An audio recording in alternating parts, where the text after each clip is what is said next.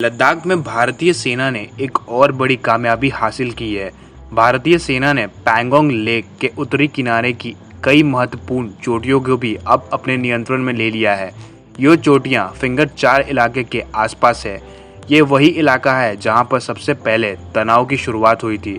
सूत्रों के अनुसार इन पहाड़ी की चोटियों पर भारतीय सैनिकों ने की है बहुत बड़ी जीत और बहुत बड़ी सफलता की है।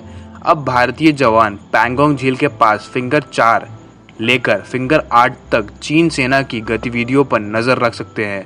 अब भारतीय सैनिक यहां पर नीचे के इलाकों में होते थे और चीन की सैनिक ऊंचाई से उन पर नजर रखा करते थे, लेकिन अब यहां पर तस्वीर बदल चुकी है।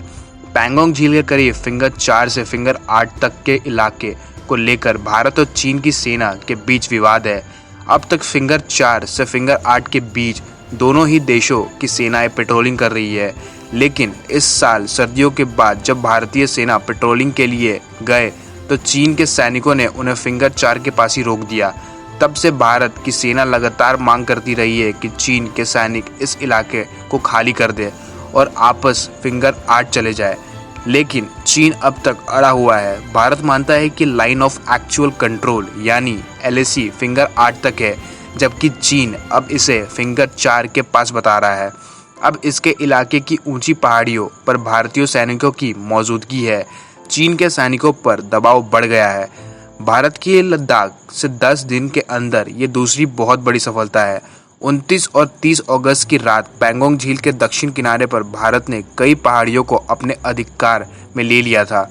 ये सारी पहाड़ियाँ वो है जो भारत के नक्शे में थी, लेकिन वर्ष 1962 के युद्ध के बाद से आज तक भारतीय सैनिकों कभी उस इलाके में गए नहीं थे।